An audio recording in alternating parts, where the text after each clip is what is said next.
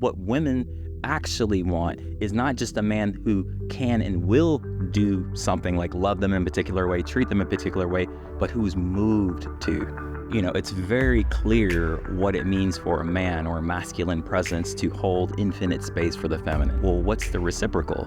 She said to me recently, because we're talking about houses, I would sit on a park bench with you. I think that's what every man wants to hear. It's like, I believe in you so much, and I have so much faith in you and faith in God in you, that I will be with you at your lowest moment. There's a lot of focus on toxic/wounded masculine consciousness, but there's actually not that much discussion around, well, is there a wounded feminine and toxic feminine consciousness? What embodiment does a woman need for a man to be able to trust her? We talk a lot about trusting the masculine, but you know what you never really hear? What does it mean to trust the feminine?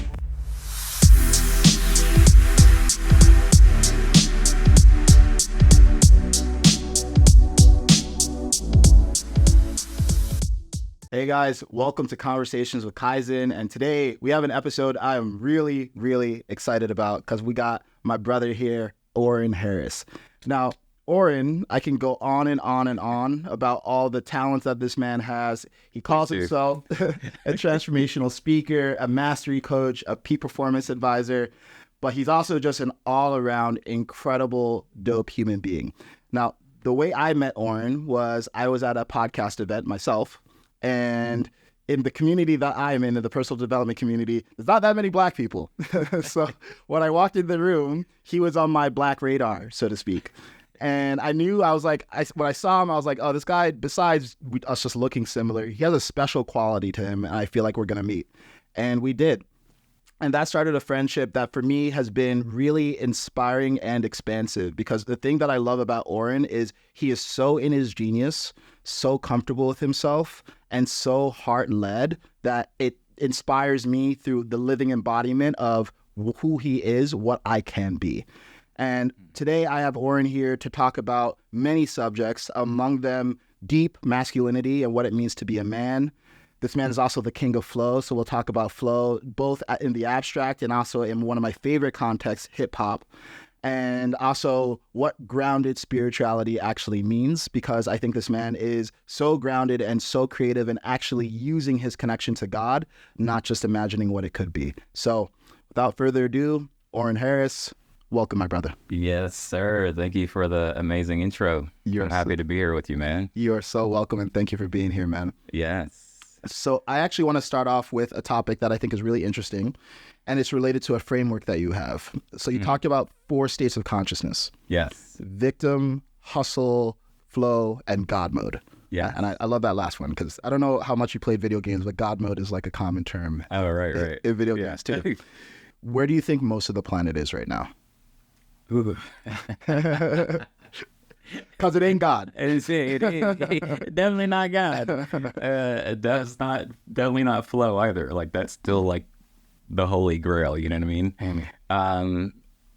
Probably in victim mode and hustle mode, or life. Like, another way to say, victim mode is life is happening to me.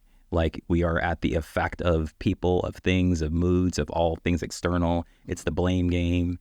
I'm this way, my life is this way because of the government, because of this person. It's like externalizing our power and being victim to. I would say probably the majority of people are somewhere oscillating between victim mode and hustle mode. So this is the scary thing about victim mode to me, because it's a delusion of powerlessness. Yeah. Like, it's really thinking life is happening to me. I can't do shit. It's the government's fault. It's the Republicans' fault, Democrats' fault, men's fault, women's fault, whatever you call it. Right. But it almost seems powerful. It's like almost a form of virtue signaling at this point to consider yourself a victim. Yeah. So what I mean is, like, I've recently gotten back on Twitter, or X. And part of the reason I stopped using it because I was like, oh my God, there's so much victimhood and disempowerment on this platform. And now I've started to observe, it's like, oh, it's almost like the strategy is to play victim, and you accrue status through that. So how do we exit a paradigm where victimhood is actually like power? It's like a cheap form of power in a way. Yeah, I mean, I love that you even said that, because I would agree with that. that victimhood could be a kind of badge of honor, you know what I mean? Almost like eliciting some sense of power in an awkward way. And I also think a sense of belonging, right? Yeah. A sense of belonging or love. I remember, I just flashed a memory from like 15 years ago. I remember there was a hurricane. It was approaching Houston, and my friend at the time, my roommate, you know, he was like following the news, and his parents were in Houston, right? And so he was tracking, keeping in touch with his family, just making sure everything's okay. It was like a crazy ass hurricane. And at some point when the hurricane started like going off coast and like moving away from Houston, I asked him how he was doing one day, and I noticed I'd heard that the hurricane was like carrying on somewhere. So it was like, whew, everything's going to be okay. But I noticed he was kind of bummed. And I was like, yay, right? Like You're alive. You're alive. Your parents are good, right? Like, hi, no. And he didn't even notice until I pointed it out. I said, you don't seem that excited about it. He's like, oh no, I'm excited. You know, like somebody says they're excited, like, but they're not actually in their body. Like, oh yeah, good, I'm good. the high register voice. Good. How are you? Yeah, no, it's good. Anyway, when we started talking about it, I realized it's one of the first times that I realized part of this phenomenon that we're talking about, that he was getting a sense of belonging, a sense of aliveness from the chaos.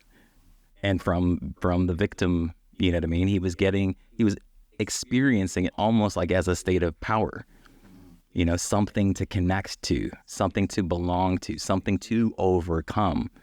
It was wild. So I lead men's retreats, and I see that especially recently you're talking a lot about masculinity. I really love what you're representing in your relationship with Chelsea as well. And it almost feels like there's this sense in which there's a lot of focus on toxic/wounded masculine consciousness, but there's actually not that much discussion around, well, is there a wounded feminine and toxic feminine consciousness? Yeah. And I have a theory, and I'm getting like warm even saying this, but I'm like, it's getting hot. Yeah, right. I have a theory that there's definitely wounded masculine consciousness, and that's like perpetrator consciousness and disconnected from others' consciousness. But I also think there's such thing as a wounded feminine consciousness, which is victimhood. And disempowerment, and like everything's happening to me, and blame. And it's tough because here's the sneaky thing about it. It's much easier to talk about the perpetrator's crimes than the victim. Yeah. Because the way victimhood perpetuates more victimhood is subtle. Whereas like, hey, if a guy does something really fucked up, like he's taking advantage of someone in some way, that's obvious. Right. But when we're victimizing ourselves and we're disempowering ourselves and we're making other people the problem, that's much less obvious. I agree. So yeah, first I'm just curious what you think of that perspective, because honestly, it's the first time that I voiced it, but I was like, well, you probably can't have a wounded masculine consciousness coincident with a healthy feminine consciousness. If one's wounded, they're probably both wounded. Yeah. And there's not as much attention paid toward one versus the other. So I'm just curious for your reflection on that. I do think there's a lot of double standards that come out of that, and I would agree. And I also think that it's problematic the way we put a hierarchy on wounds, just period. You know what I mean? It's like, this crisis is more important than this one, you know, or this is more intense than this one. It's such a deeply personal thing, and I think it's problematic. And I do think that the wounded feminine, or some of the double standards that I feel are existing, are kind of in this phenomenon of like, this is how fucked up this is, or it's, you know, there's been this toxic masculinity. We've been out of balance with the masculine and feminine, you know, for so long. And it's like, you know, the rise of feminine power that began with equality and such and such and such and such. There's so much attention on that, and so much like, yeah, that I think that it obscures, you know, these other things like the wounded feminine. Or like one time I was in it was basically a women's circle. There was like 4 guys there, 5, including myself. And I said something that like struck a nerve, but also like was very enlightening to all the women in the room. And I said, you know, we talk a lot about like trusting the masculine. And I said, but you know what you never really hear? I don't ever hear is, what does it mean to trust the feminine? It was like crickets. It just like I let it simmer too. It just got quiet. I was like, just feel that. Feel that. What is that? One, we're not talking about it, but is it even a thing? Is there even such a thing? Is that something that's also important, to trust the feminine? And if so, what does it even look like? It was almost like I'd said something for the first time. It never been heard before. But immediately every woman in the room was like, that rings true. You know, so it feels similar to not really thinking about or talking about the wounded feminine. First of all, God bless you for saying that. That circle. I don't know if that's ever been said in a circle like that. Like, so that's bold. I love that. Yeah. And it also, I'm reflecting even in this conversation how uncomfortable it was for me to even identify that might be a thing, the wounded feminine. Whereas like toxic masculine, wounded masculine, fucking easy. Like we could spend the next hour talking about that. Everyone be clapping their hands. They'd be like, oh, you guys are so brave. Thank you for doing that. But yeah, it's like, yeah, what does it mean to trust the feminine? And I think to even make it more personal, what embodiment does a woman need for a man to be able to trust her? Exactly. And unpacking that further as another kind of specific example is, you know, it's very clear what it means for a man or a masculine presence to hold infinite space for the feminine. That's like the holy grail. Every woman wants that, right? And they should on some level, right? And I've asked this to a few women as well. I was like, well, what's the reciprocal? Like, what's the masculine version of that? Do you know what I mean? If that's like what the feminine essence at her core is like, oh man, I can just be held like in all of me, infinite space, presence. It's like, yes. And, you know, everybody's reading the books and all these men are like, yeah, I'm on it, baby. And you're like, yes, awesome. I was like,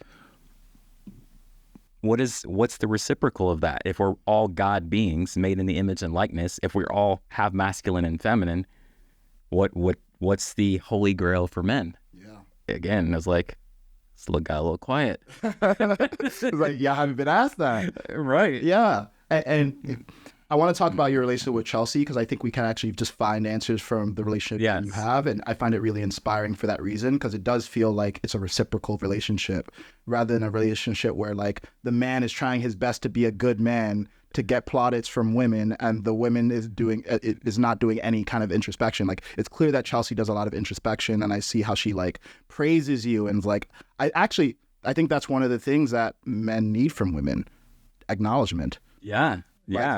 We did a reel that it was slightly controversial, but we're talking about, she was basically saying like, speak life into this man. Speak life into him. You know, she's talking about like complaining he's not doing this and this and this, and like, you know, that has its place in the sense of like integrity or, you know, just authenticity on a practical. But she was really pointing to this thing of the normality of just like pointing at what's missing or complaining or nagging, and the absence of it being normal to like speak power into him, to speak life into him, right? And I want to share like what birthed this whole 5 keys of the kingdom thing, because she asked me a question in Tulum. But I want to bounce back to what we were saying a second ago. We should just track this. I feel like this double standard or this imbalance that we're speaking to also can create a kind of sense of entitlement. And entitlement is a sneaky motherfucker, you know, and it's sneaky because it's laced with truth. Yes. You know? That's what makes it sneaky, though. It's like, oh, but this is true. This is how women should be treated. This is, you know, true for the feminine essence. But that energetic of entitlement.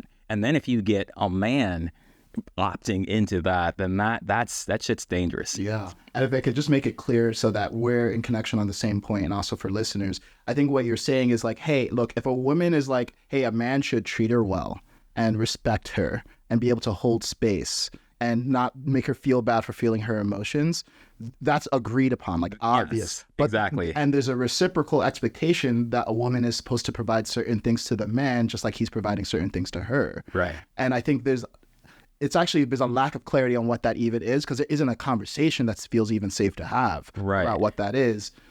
And so the the entitlement energy, if you overlay it on top of the things that you just mentioned, then it creates a power struggle. It perpetuates codependency. It's like a control mechanism. It's almost like the part of the psyche that's going, okay, well, not only do I desire to be treated well and respected and loved and adored and all these different things that you just named, but you owe that to me. It's owed to the women. When something's owed to someone, that's like the ego playing God. That's the ego playing the justice system. It's like, okay, yeah, and, this is part of your punishment too. Like, somebody might not consciously think that, but that's the energetic of entitlement. It has punishment in it. And it's like the punishment reward system that's fucked up by the ego. Like, oh, hey, I'm going to sentence you to some arbitrary, point in time where you are worthy again. You're worthy of love. You're worthy of being honored again.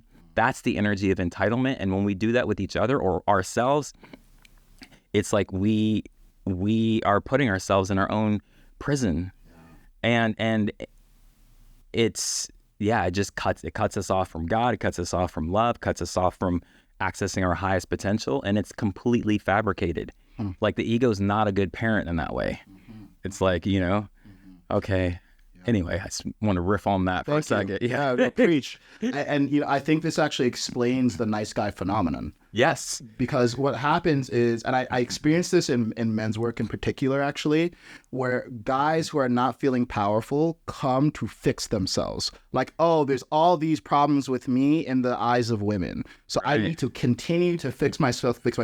But then they can't identify what they would like from a woman. Right. Because they don't even feel safe to talk about. And when you come from the energy of fixing yourself, and this is in the same energetic that I'm talking about, then you might seem on the surface to be like winning and like in a state of power. And even the woman might be like, yeah, okay, awesome. You're awesome. And he's like, yeah, I'm awesome. That shit is not sustainable. Whatever part of it is coming through guilt. And this is what I was saying is the entitlement energy, right? Like, and like, I'm a bad person. And because I'm a bad person, you can fix your behaviors, your actions, your integrity, but you can't fix a lie. And so if you're already starting from this guilt energy of like, I'm a bad person and trying to fix myself from this question of like, what's wrong with me? Then even if you get an A++ in your action and being the perfect man, it's not going to be fulfilling. It's not going to be impactful. It will be detrimental. She won't actually trust you, ironically, which is a mind fuck for a guy, dude. And he's like, but I'm doing all the things. And it's like, yeah, but you lost your fucking core. And so, yeah, there's just some really deep irony there. And I think that I'm glad you brought that up. That's a really important piece.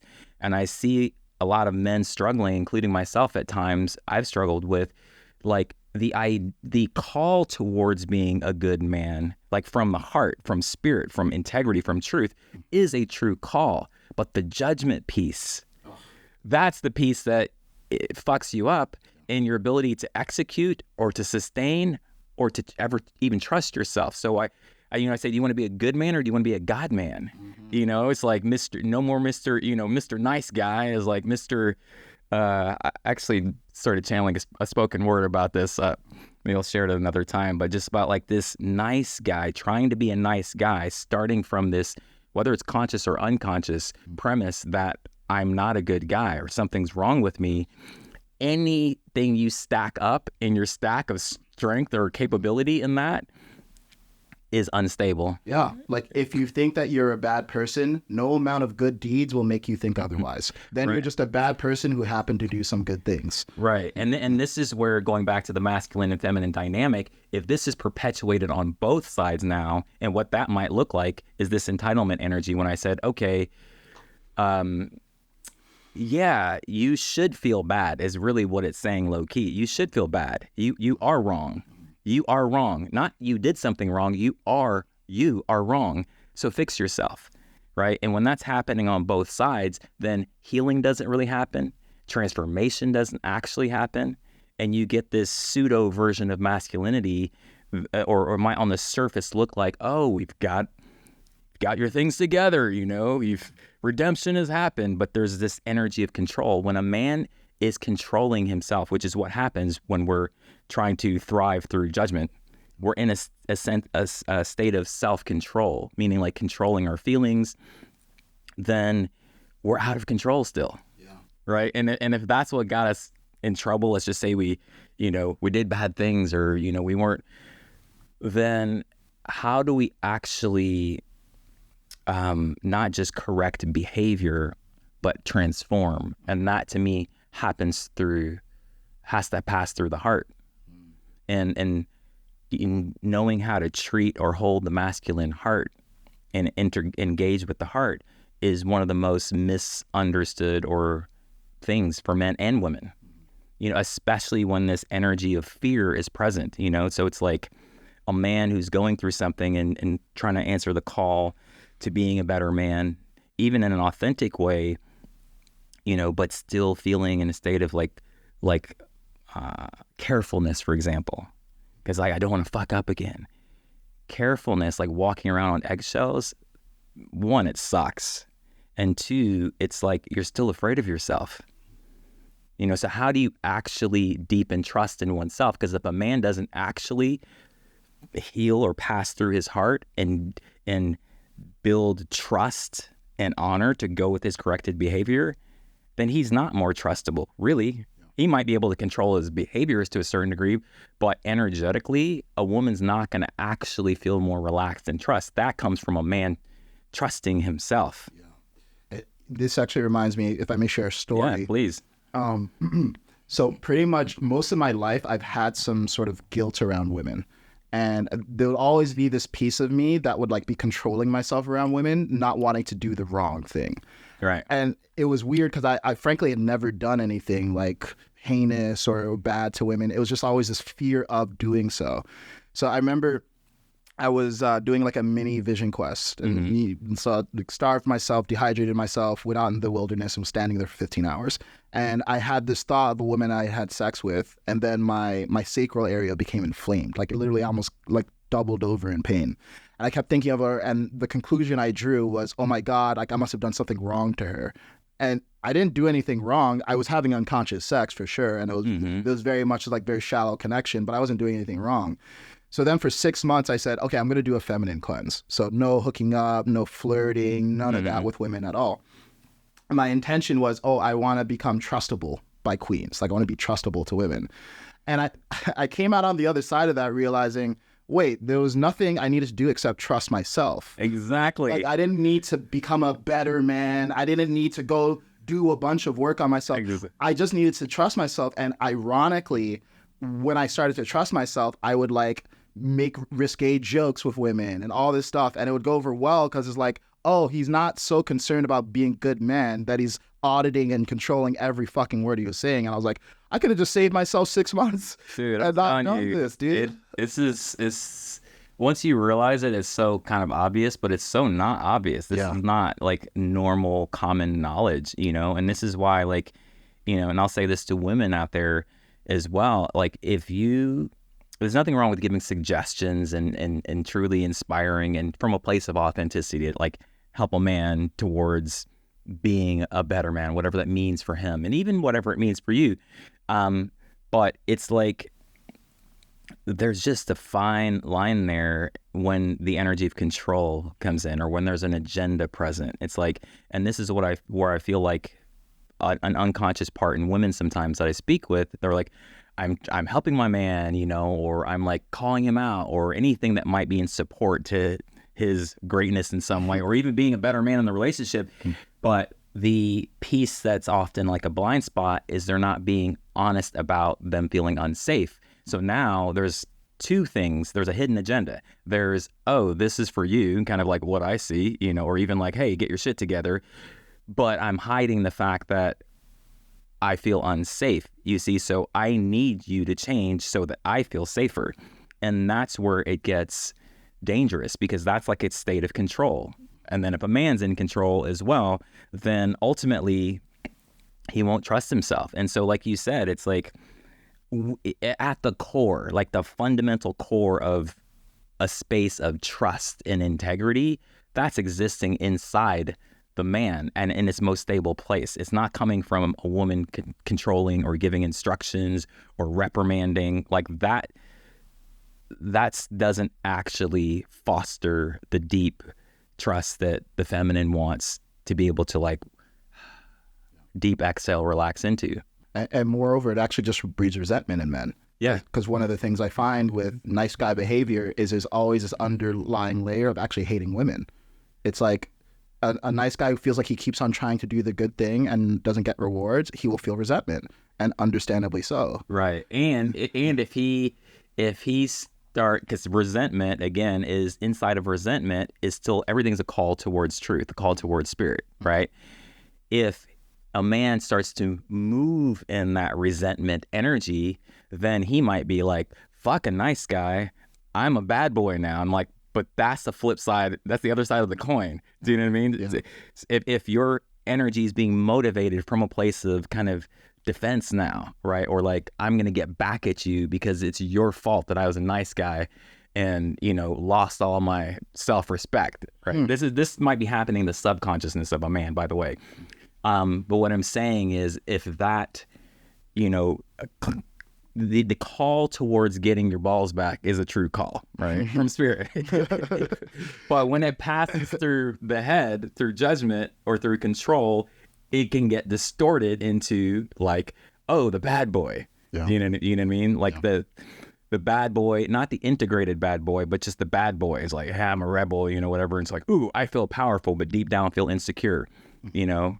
Or if a woman is attracted to that the bad boy in the way that I mean it, then it's like she might get the initial thrill of like, ooh, I can't control him, he's a bad boy. But then it's like she'll get bored, lacking the intimacy, lacking the, you know, the connectivity. I want to talk about your relationship with Chelsea because I think in what I've observed, it seems very healthy and it has a lot of the answers to this whole dilemma.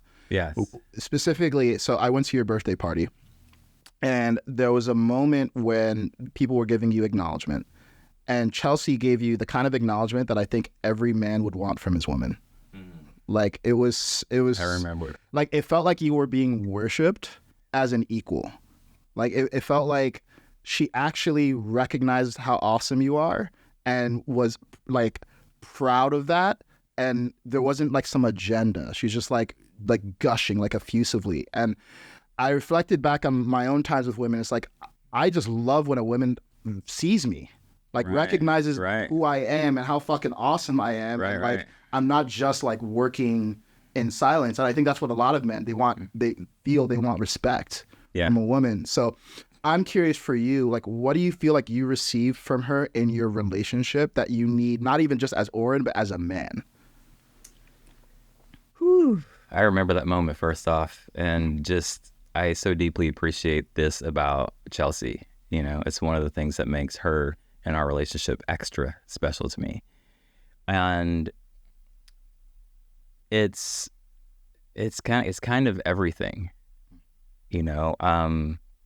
She said to me recently, because we're talking about houses and, you know, the inspiration around houses and whatnot. I don't remember exactly why it came up, but she said, I would sit on a park bench with you. And it really spoke to the heart of what you're saying. I'll get to the spirit of it.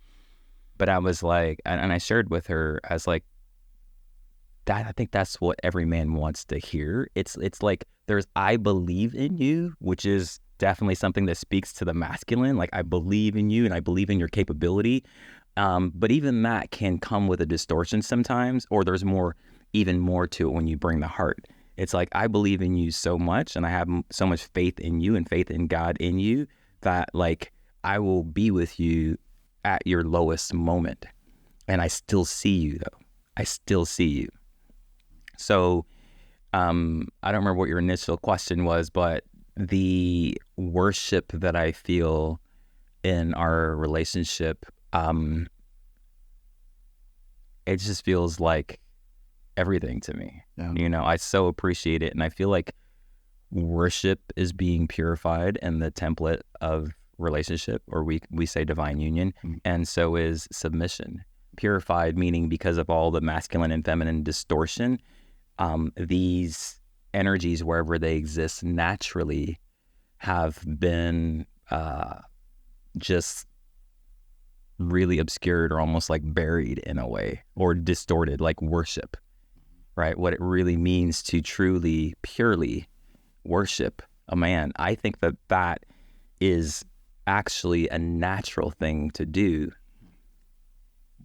when from the heart, and when a woman feels safe, and when, you know, there's a few ingredients that need to be present inside of oneself. But I think when those ingredients are actually present, then worship is more natural than we might think it is.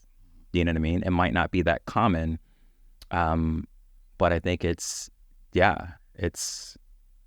and I'll add another layer to that. And I referenced this earlier when we were in Tulum, and she said, how do you serve the God in him? And I was just like, it was another one of those moments like, thank you for asking that. Do you know what I mean? Because that's like way beyond minimum requirements to be an awesome partner. Do you know what I mean? Like, that's not a normal question. That's way beyond mediocrity and like, you know, the standard, we got a solid relationship. And I was like, so I got excited when she said that. And this is where our whole 5 keys of the kingdom birthed. And what it felt like for me, and this goes back to the worship thing as well, is like being able to essentially see all dimensions of my being and speak life and love into all dimensions of my being, my heart, my soul, my body, my mind, my mission. That's a deep, deep level of intimacy.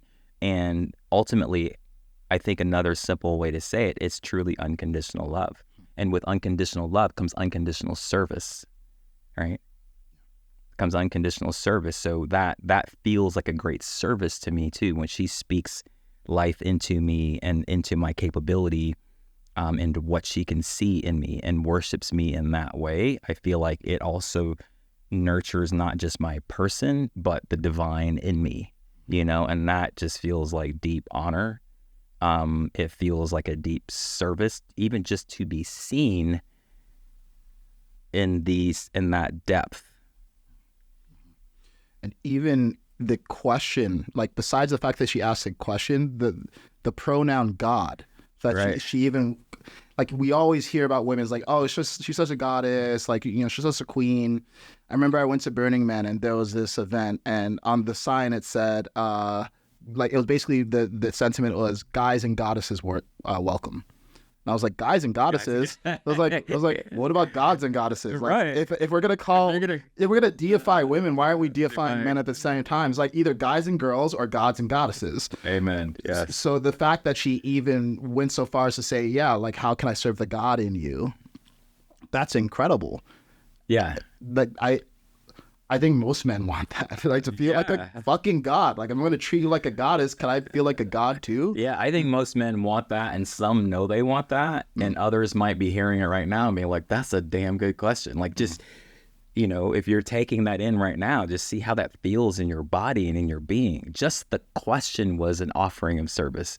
Just the fact that you care, and she was so intently listening and available to be like, what is that? And then that's where I started channeling out what I later called the 5 keys to the kingdom, because I was just like hacking into myself and be like, that's a great question. You know, how can you serve the God in me? Which is taking it a step beyond, you know, serving me on all the other like life levels, like, you know, whether it's cooking or loving me or being nice and this on and on and on and on. It's like, yes. But how do you serve the God in me? And then that's, I mean, I'm happy to share like a Cliff Notes version of the 5 keys if Please you want. Do. The first one is how's your heart?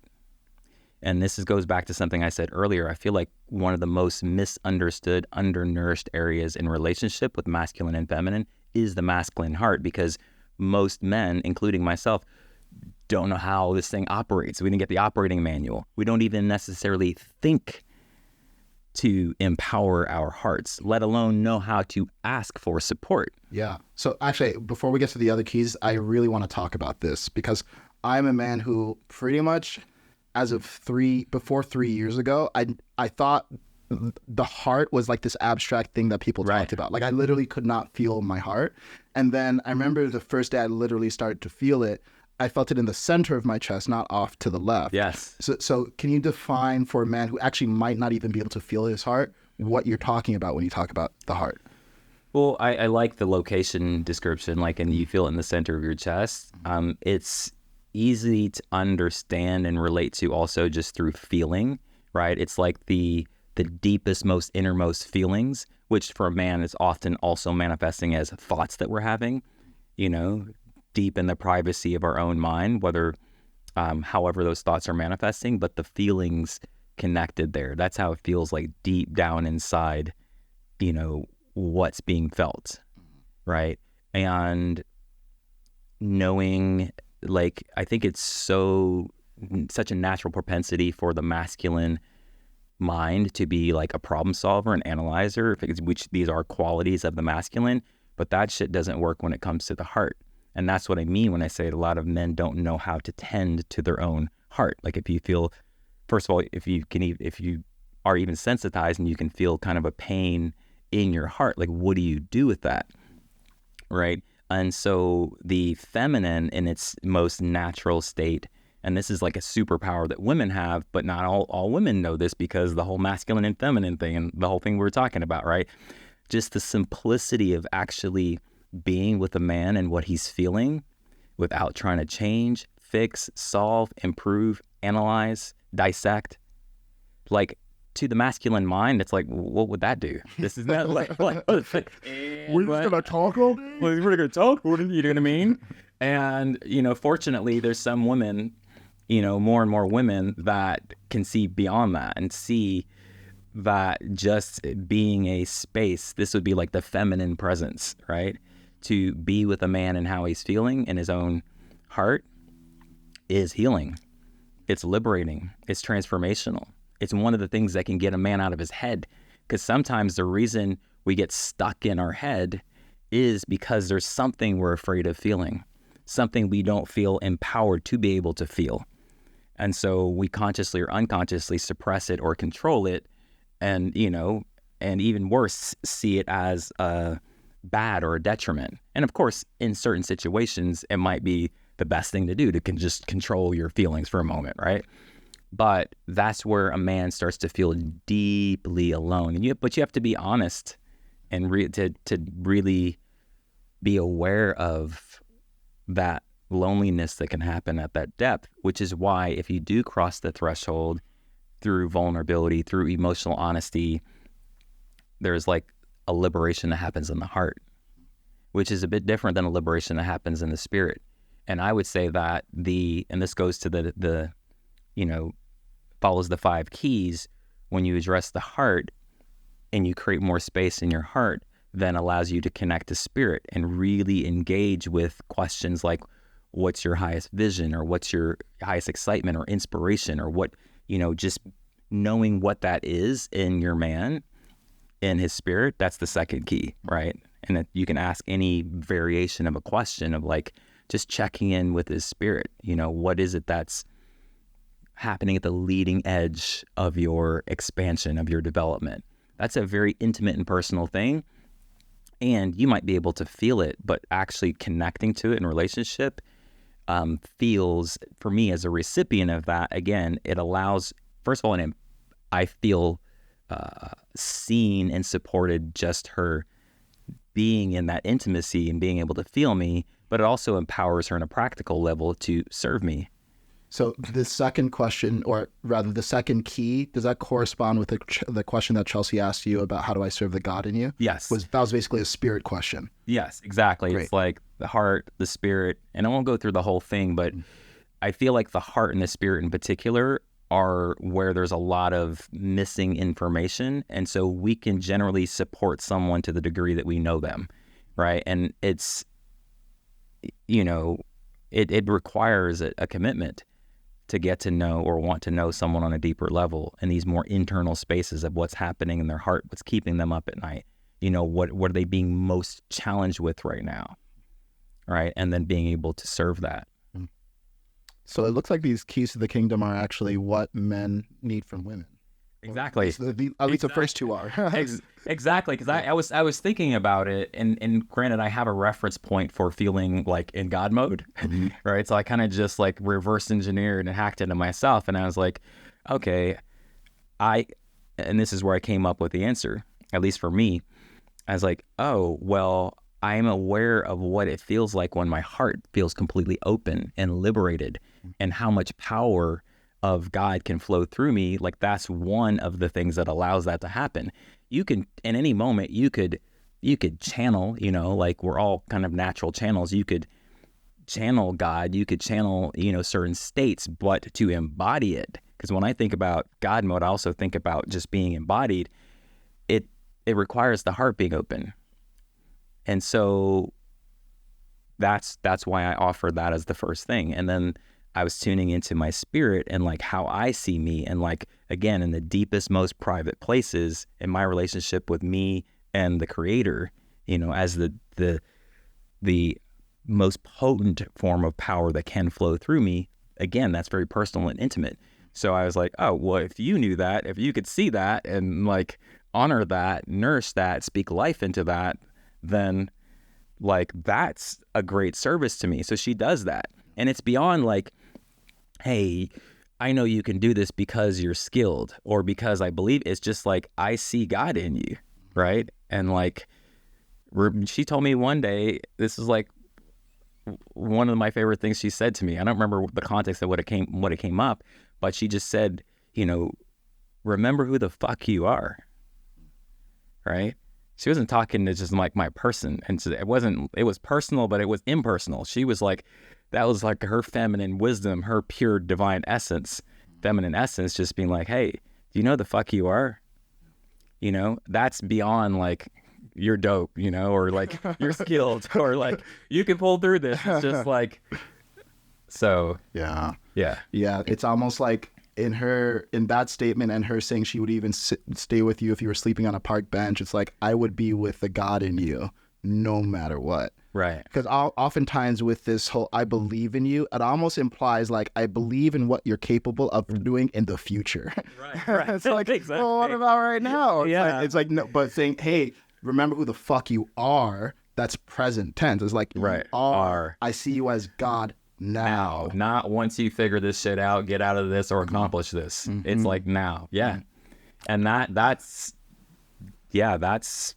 powerful. And I feel like it is something that deep down we want. And you might recognize it by even hearing it on this podcast right now, or you might not recognize it until you receive it and be like, so I think that some of these things men don't even know that they want, because we've been conditioned to be so self-sufficient, so resourceful. So it's so much so that it's become part of our identity to be able to be all these things, which are strengths, independent, resourceful, self-sufficient, et cetera, et cetera. And I think that sometimes that's one of the reasons we might not even think about, because we're not missing it. It's not like I'm missing my woman speaking God into me. You don't even know to look for it. Exactly. Mm-hmm. But I guarantee you, if you actually receive it and let it penetrate your heart and your spirit, there's a recognition of like, oh, yeah. Wow.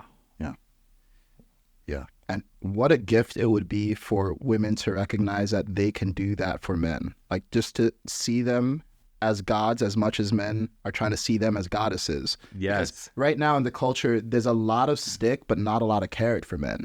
It's like, you're bad. Men are bad. Men are evil. You guys have done this. And it's like, so go improve yourself. And funnily enough, I mean, the masculine response to challenge. So that actually works to a degree. Yeah, but there comes a point where it's like, why the fuck am I trying to improve myself if I don't know what the carrot is? Right. But if you know that the carrot is that a woman will be able to empower your heart and support your heart in the depths of your soul, and you could be emotionally intimate with her in a way that you don't have anyone else that you could do that with, and that she can see your soul and see the leading edge of that. It's like, I'll get up for that. I'll do fucking anything for that. Exactly. Yeah. And when you say that, I can feel that's coming from your soul, bro. That's not coming from trying to be a good man, right? And that's like one of the secrets, women and men, that like, if you're trying to help a man, or if you are trying to like, if you're kind of stuck in just improving or correcting but not speaking to the God in him, then you're not touching into that place that you actually want. Because what women actually want is not just a man who can and will do something like love them in a particular way, treat them in a particular way, but who's moved to. You see, right? And that's the park bench feeling, is just like, okay, cool. If you're like, you'll be with me and see me in this state, I'm like, that's all I actually need to be like, I'll build the kingdom. It's worth building the kingdom. Yeah.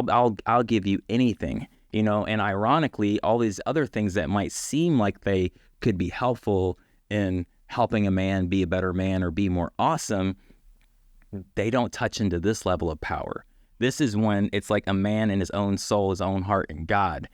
And so, you know, for men to know that the deepest roots of trust, for example, and then from trust, like your integrity, your leadership, your power, all the things that you get to offer as offerings of service and love, in a way, you have to care more about that than the relationship. It's ironic in that way. In some ways, you have to not give a fuck to truly give a fuck, you know, and just meaning like care about these deeper things. And I think that's great for a man in a relationship, in the masculine and feminine dynamic, for a woman to understand that, if she's wanting to be the recipient of it, know what it is, know what actually is going to nurture or encourage a man, you know, doing that for himself. Because if he's doing it for himself, I mean, at the deepest level, beyond for you, then he'll do anything for you. Exactly. But if he's doing it for you and he's not completely doing it for himself, that shit's unstable, it's sporadic, it's mediocre at best. Yeah. So let me summarize what I'm hearing. Yeah, here. please. Because look, a lot of the time it feels like the way that we as men are getting conditioned to respond to the issues that men have historically perpetrated upon women is fix yourself, go do everything for her, abandon yourself. Right, but right. If that's what's happening, if a man abandons himself for the woman, then he's a weak man. Exactly. There's nothing left. Yeah. So double whammy. Yeah. Sorry. Yeah. So it's like there's the mind fuck that you referenced earlier, because what actually needs to happen is a man needs to give so much of a fuck about who he is, right, that he's capable of creating and holding the kingdom and her. And if he's only focused on her, he can't create the kingdom. Exactly. Damn. Bars. We solved it. We solved. Cool. Yeah. Oren, do you want to be a father? I do. Yeah. I do. And I say that with a pause, because that's more something that has awakened in me than it was just already there. You know, like some men or women are like, that's my destiny. I want to be a father. I dream about it. I'm lived for it. I was built for it. That hasn't been my path for whatever reason. But with Chelsea, and she actually was a big contributor to inspiring that in me, you know, and likewise, I think with her, you know, she wanted to have children, and she said something that to this day is very touching to me. She spent some time with me and my family, me, my mom, and my sister, and she said it inspired her to have a family because she didn't know what was possible in family. And so my family, not I, inspired her to want to be a mom more. And then she, in turn, inspired me. You know, she's been, you know, joyfully dripping on me, you know, but yeah, I think that would be extraordinary. Amazing. She's gonna save this part of the podcast. Remember what you said? My bad, bro. Yeah. So you can name them Kaizen, by the way. Right. Yeah. Just honor this moment. Yeah. Just honor. This is the moment. So I'm curious, for someone like you who knows himself so well, and one of the early things you said to me is like you're constantly in a dojo. Yeah. Like life is a dojo for you, and you're in the dojo studio right now. So it's good that you were here. What growth do you anticipate going through from becoming a father? Like, if you look at everything as a growth experience at some level, what growth do you anticipate getting from having a child? I think states-wise, I'm going to start with things that I feel incredibly strong in right now. I see expanding. So unconditional love, presence, innocence, 3 things that I feel extraordinarily strong in. I see those things increasing. When I can feel most tangibly the growth, I can feel in 2 areas. One is in relation to my child and my relationship. Just like, us, right now we're in a relationship, 2 different beings. We have our own everything, right? We're unique beings. We're in this divine union, and bringing in the Holy Trinity, I can just feel more than I have thoughts about it, because I don't have any like particular like fears per se. But I can feel us growing in relationship together, having a child in some ways that I don't know what they are yet, but I can feel them, where I can start to put more tangible thought of like, this is an area of growth, is I feel like it will bring another quality of leadership and focus, being someone who's a man on a mission, and so like devoted to the calling of spirit in me now with a family. That's where I can more tangibly feel growth happening in that area, and that's probably the only area that I've had any kind of like trepidation around, or kind of like, oh, I don't know, like how's that gonna work out? Basically continuing to answer the call of spirit, my purpose, my mission in that sense, and where I know that it's going, with a child, and just with a family. So I don't think about that much these days, but that's, if I've ever had any kind of like fear around that, being a father, it's been less about my capability of being a father, and more, I'm tracking back a little bit here, more about my relationship and what would be expected from me, from my partner, or from the world's ideas. I have a really deep sense of faith in my inner knowing, and that's where a lot of my confidence, or deeper confidence, comes from. It's like confidence meets Godfidence, right? And just being in the world as a parent, with all potential ideas and people having their eye on us and what being a parent is or isn't, but knowing deep down that my allegiance is to spirit. So I feel the most confident. Like, I don't know exactly what it looks like, but I know, I trust my devotion to that. I trust that I will meet the moment and show up, and that's where I feel the most relaxed. It's when if I get into thought, like, oh, how am I going to be a good dad? Or it's usually, if I get into thought, it's me thinking about other people. Do you know what I mean? Or thinking about what other people might be thinking about me, more so than my own like concern. Does that make sense? Yeah. So let me repeat what I'm hearing. Yeah. So there's almost the sense in which when you have a child, they're an extension of your social identity. Right. So there's not just Oren and Chelsea. There's Oren, Chelsea, and Kaizen. Well, Kaizen. For example, yeah. So I understand. And now what people expect you to do is not just in relationship to you and your mission, is also in relationship to the child that you have.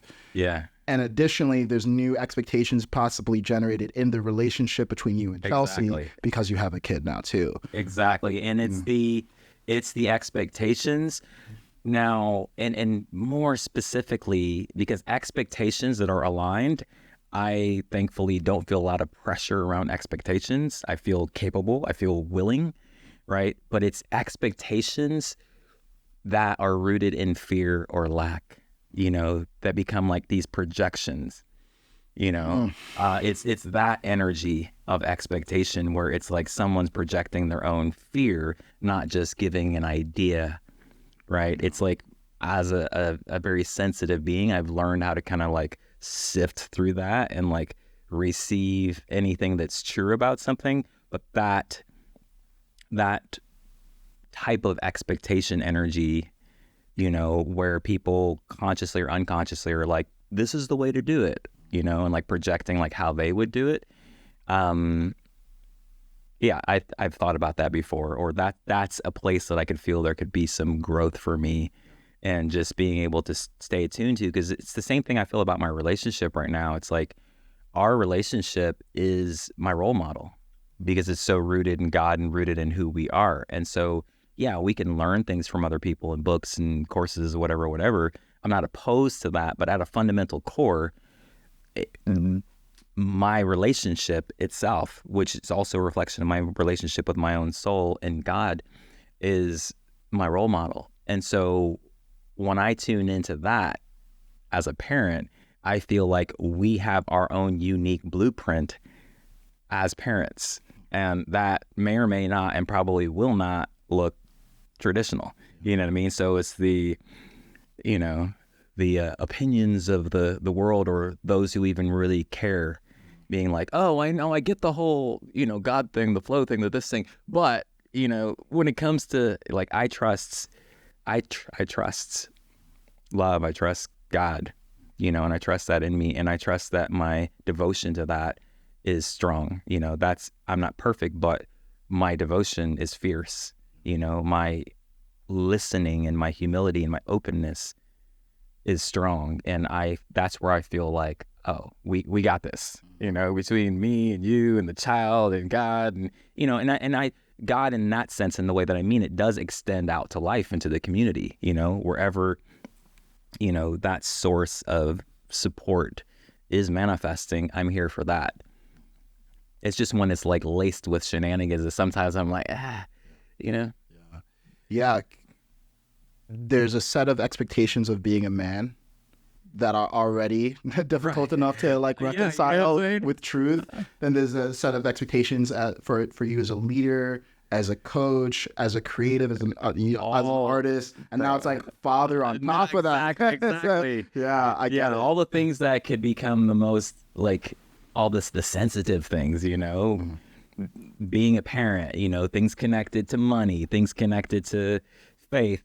These are all the things where the expectations, even of those, well-meaning people nearby us, that's definitely been part of my journey. And I think it's part of anybody's journey who's truly on the path.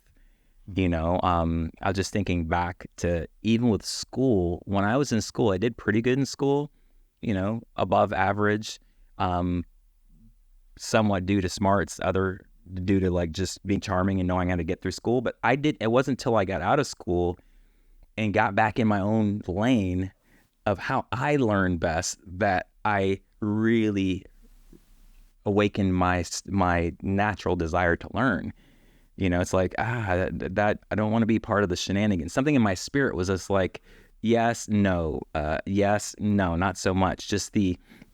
And so I feel like many things in my life have been that way, where like I'm very self-taught, and very much how I've been informed, and even how I've been informed by or supported by the world, has come from my center, so I've just developed such a strong resonance meter or filtration system when I know something is for my best interests, and I trust that, and yeah, I don't know. I just thought about school. I was like, oh, I didn't start really loving learning until I got out of school.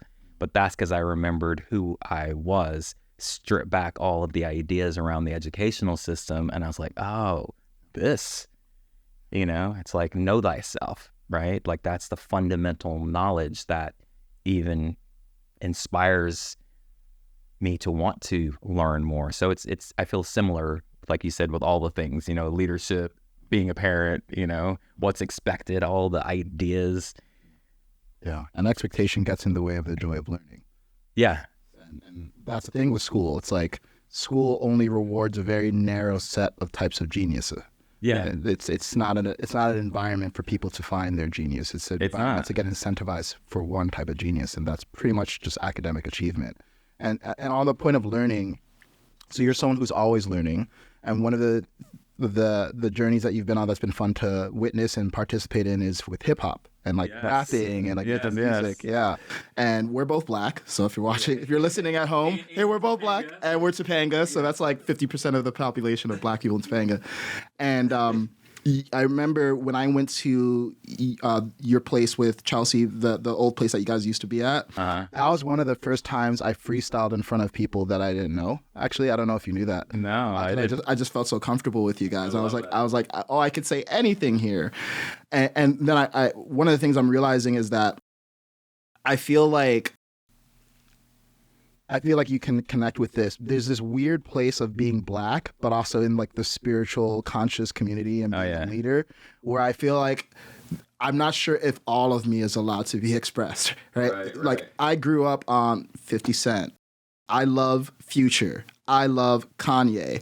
They're not the most, PC, palatable, quote unquote conscious. But to me, the whole thing that makes hip hop so appealing is just how authentic and real it is. Yes. And I was noticing, like, I would go to these like circles, and even like these freestyle circles like in Venice and stuff, people would like freestyle, but it all be like good sounding themes and topics. Like no one's saying bitch, no one's saying nigga, no one's talking about wanting titties. Like I like those things, so it feels like there's something that gets lost sometimes upon the path of awakening and being more connected to yourself and being more expansive.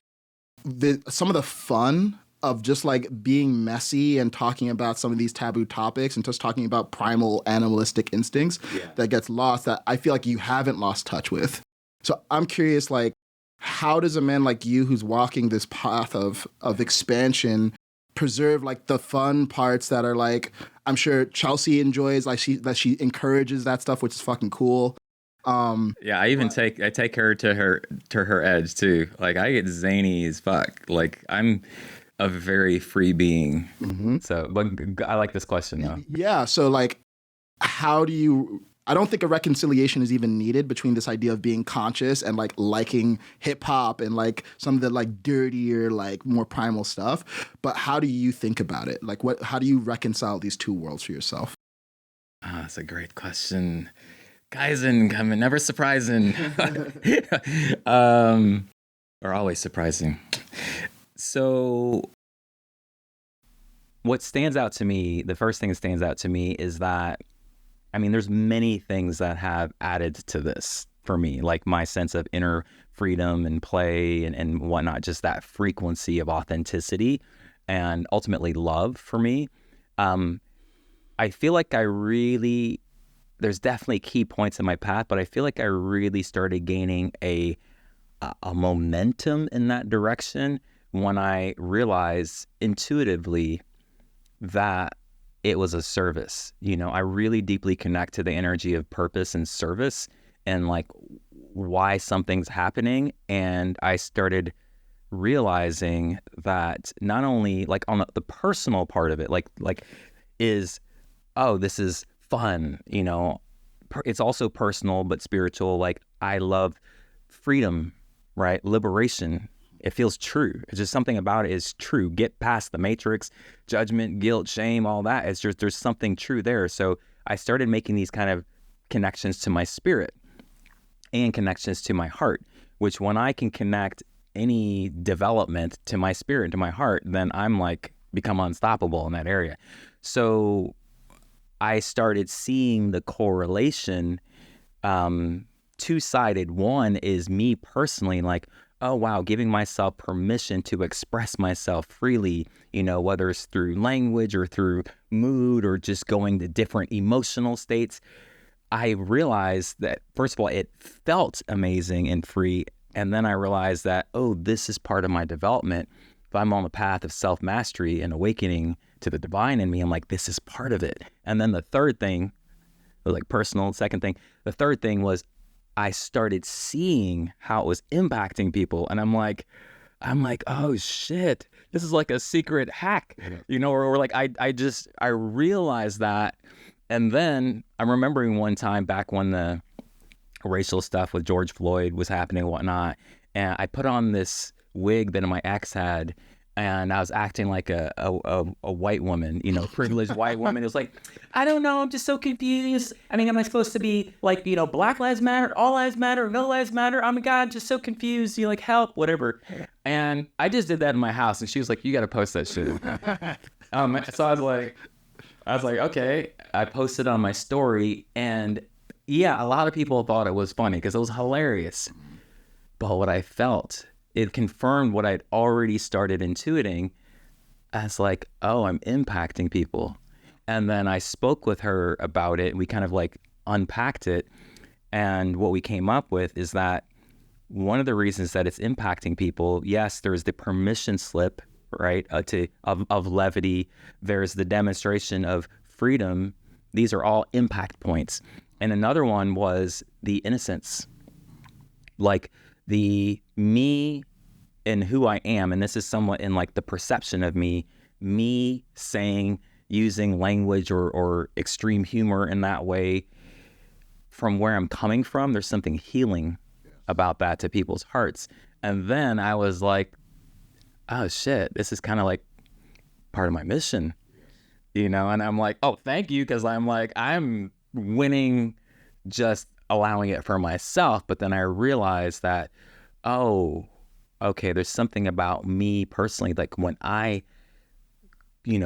cross certain lines or things that have been established by lines or get into certain territory. Just the pillow fight scene with Chelsea and I recently, she orchestrated this idea for a reel and like how we fight. Did you see the reel where we did the pillow fight? Part of it.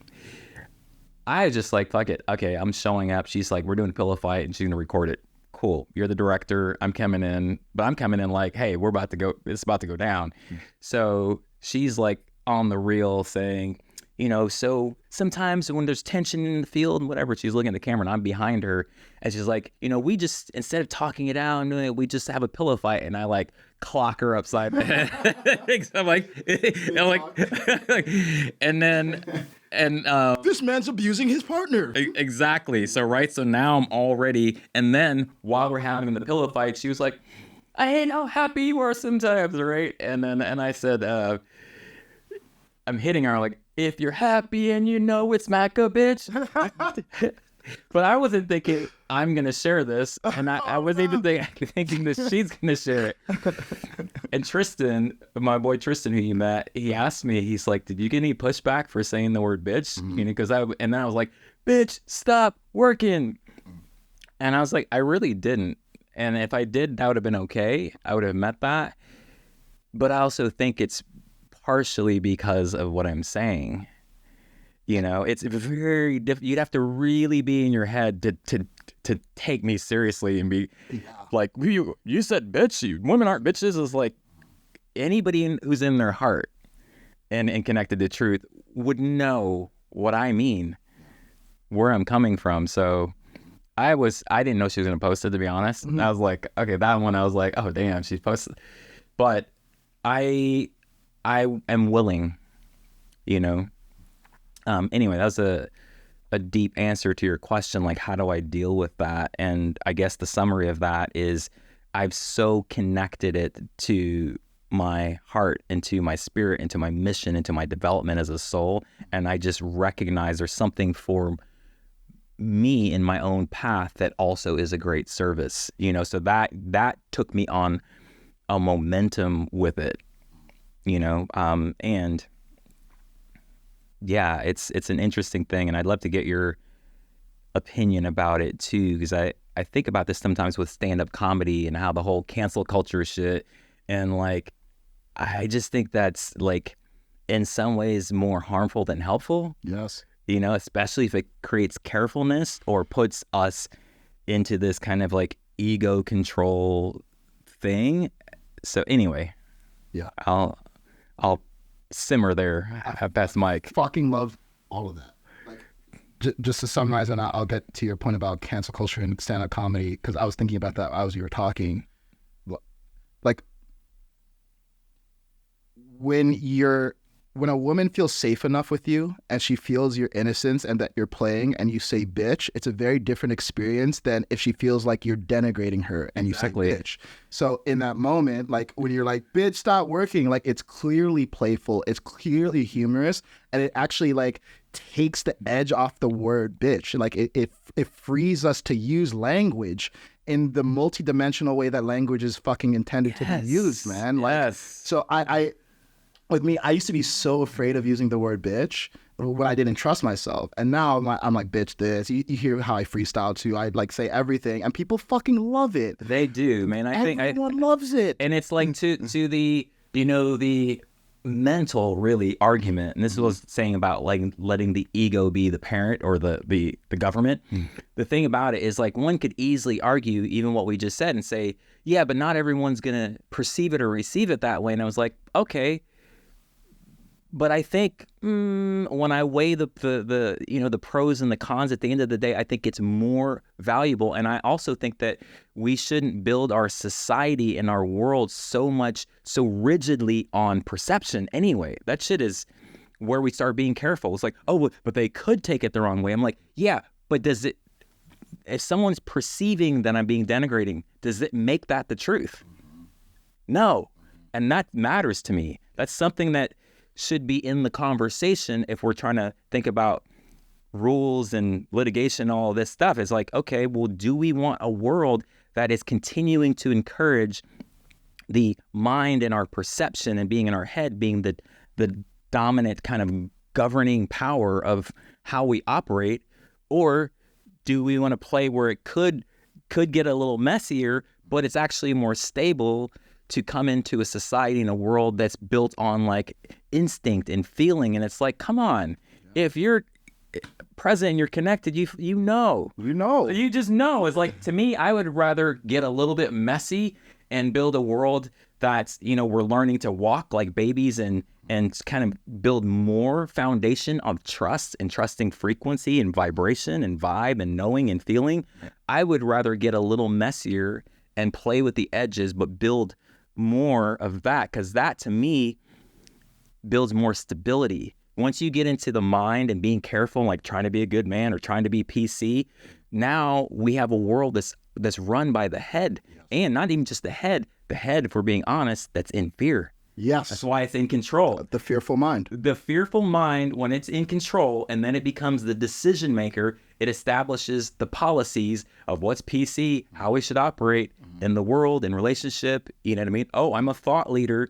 Hey, I'm out here empowering people. And it's like, so I'm just kind of speaking from this energy. It's like, so somebody might perceive that the wrong way. And it's like, is that responsible? Let's just say that's an argument. Is that being a good role model as a thought leader, as a spiritual teacher?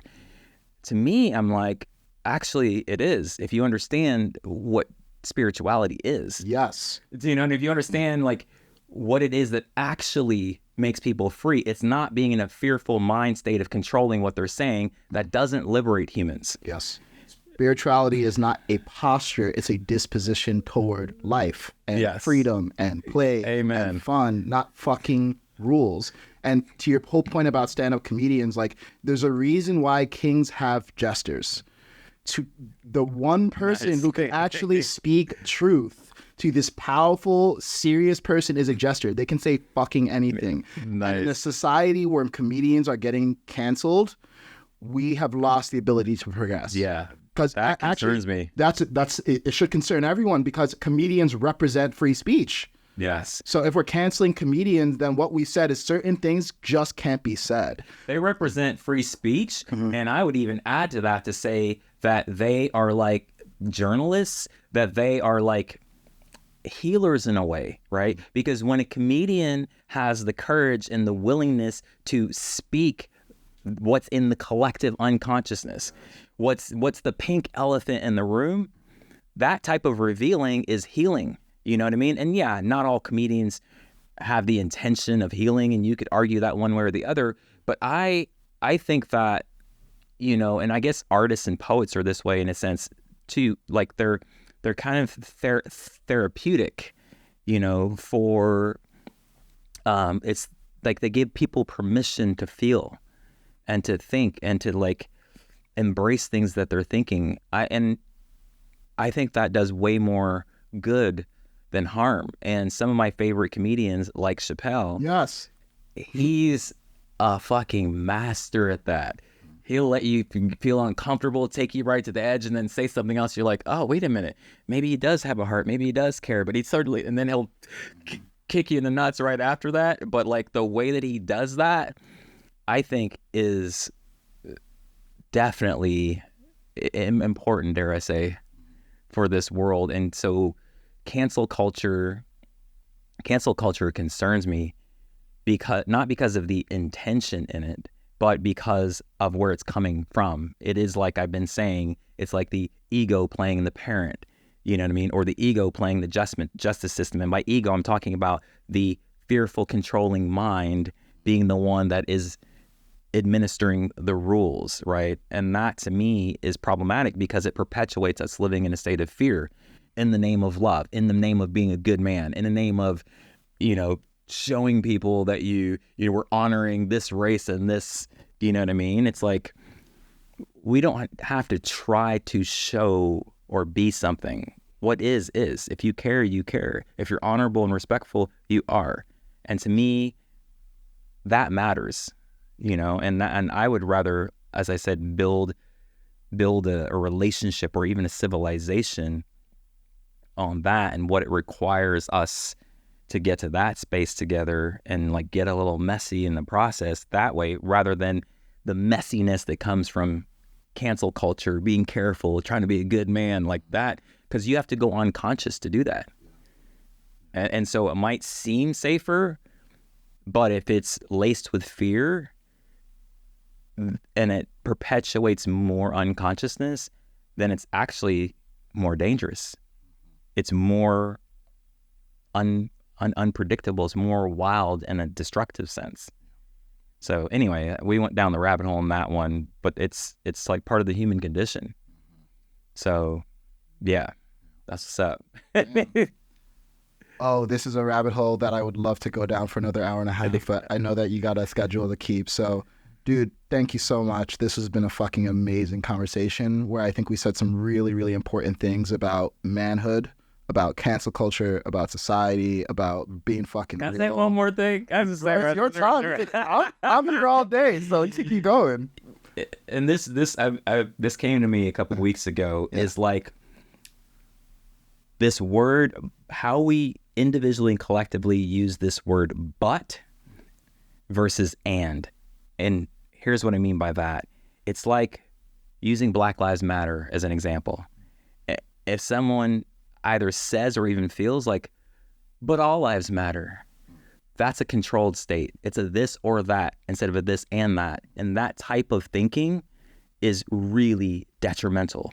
We're like, oh no, I get what you're saying, but I think as soon as we say and, then we have to move into humility, openness, and find where the harmony is existing, and so it's just like another ego mechanism that we do with each other and we do with ourselves, where we're just like, it's like, I'm sure you've had this happen many times. You're inspired to give a message in a post about one thing, and somebody's like, yeah, but Fuck that. It's like, oh, the but is like, what is that?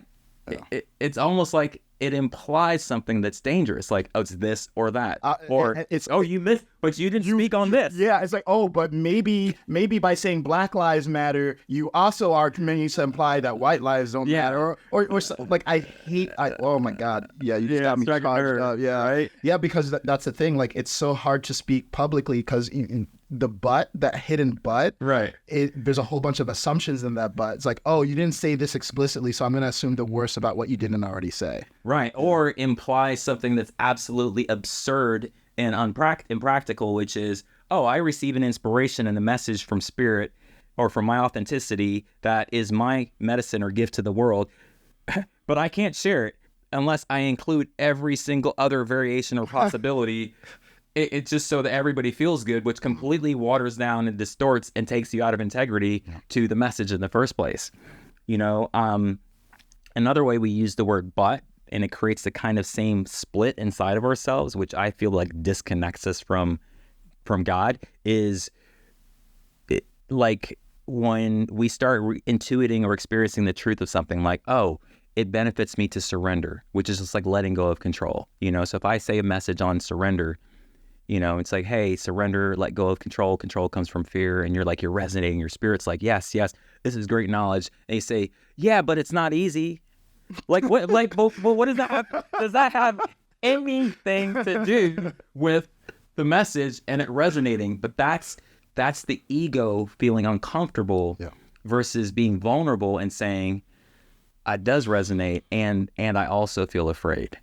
You see, you say open, because as soon as you say but, then whatever that message is that's resonating and filling you up and expanding you, it stops the expansion as soon as you go, yeah, but like I want to resonate with Black Lives Matter or surrender, but I can't fully let that in. It would be like rapping, and every time you say nigga or bitch or anything, it's like, but I respect women. Black people are great. It would be stupid. It's like, I know you think that. It's like, we don't need to keep disclaiming every time you talk. Redundant. Yeah.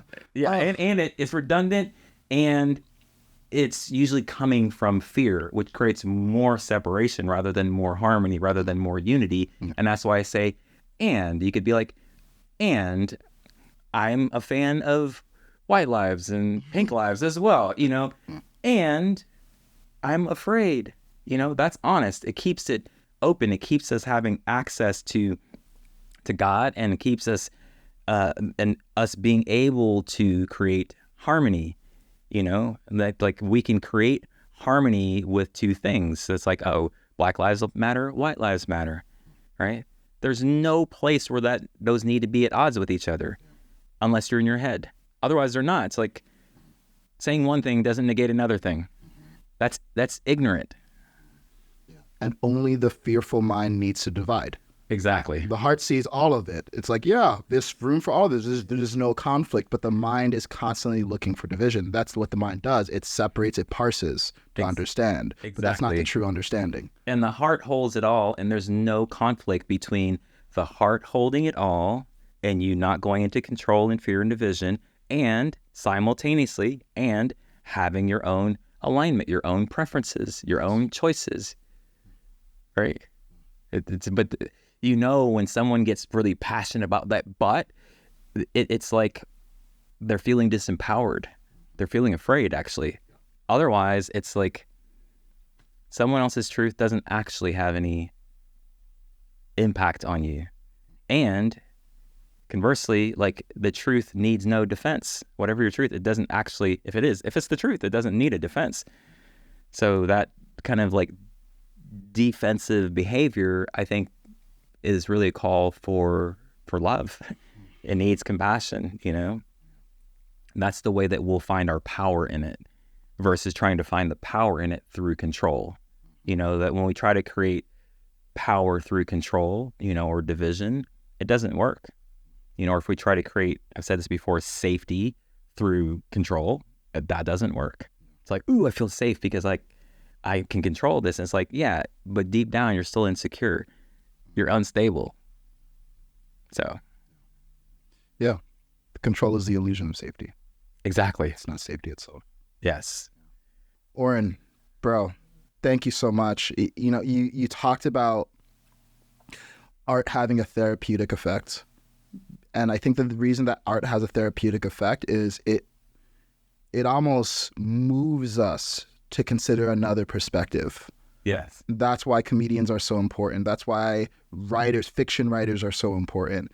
And I view you as an artist. You're a transformational artist. And I think your life is the masterpiece. So thank you. Thank you so much for being here. Thank you so much for being real. Thank you so much for being honest. And thank you for being a stand for freedom. My pleasure, man. Is there anything else that people can learn about you, anywhere that they should follow you, any projects that you got going on? Yeah, best places to follow me, Instagram. I'm at Oren Harris, OrenHarris. My website is orenharris.com. I'm also Oren Harris on Facebook. And a couple of things that I have coming up, and one thing in the cooker that I'll share real quick. Chelsea and I are running a container called Holy Fuck, which is very much represents a lot of this conversation of the this and that, full spectrum transformation with crazy fun. And so that's a project that we're in the middle of a launch right now. I also have a free newsletter, and I'm relaunching my membership site. You can access that through my Instagram bio. And the thing that's in the cooker is I've been asked for a while now about, when are you creating a men's container, your version of a men's container or men's work? And I've got something cooking there finally it's time. I've been working with a lot of men. A lot of my clients are men. I work with a lot of leaders and high performers, and I have a shitload to share about masculinity at different levels, going into like advanced masculinity. This is like the launch of a new era for me, in a sense, in terms of my work in the world and offerings and containers.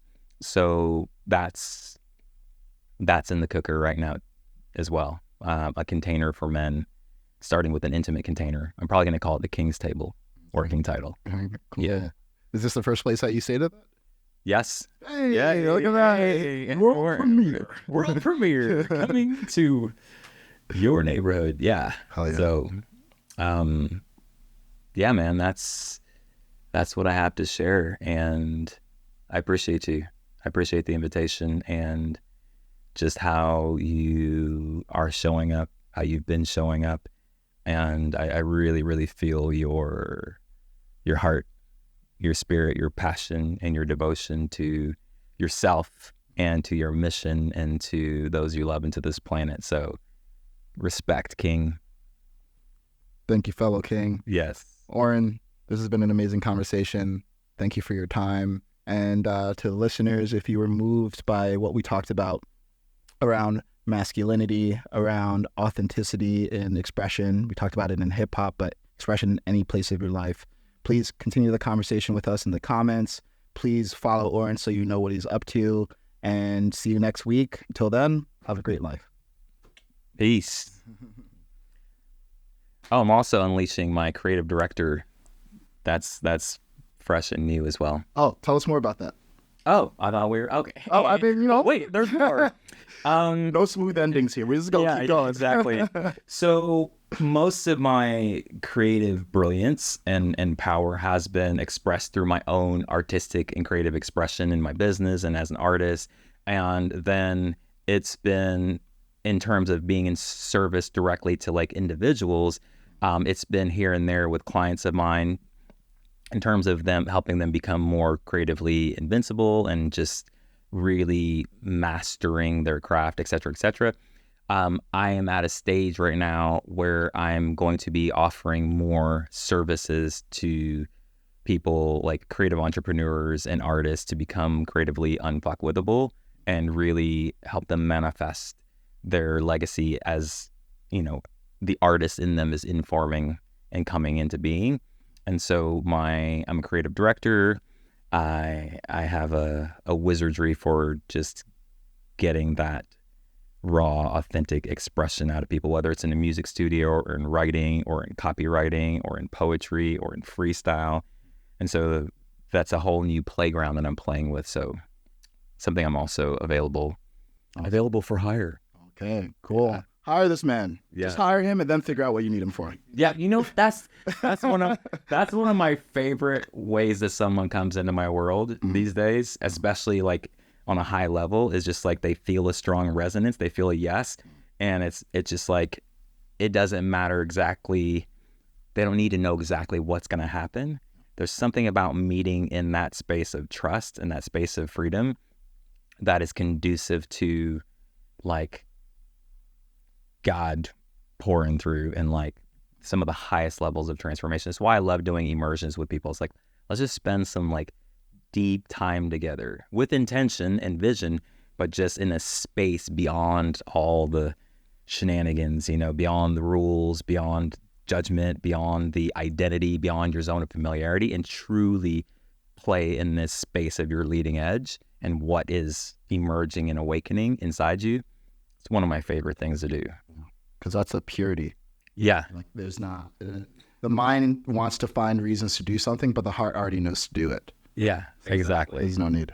Yeah, exactly. So, all right. Cool.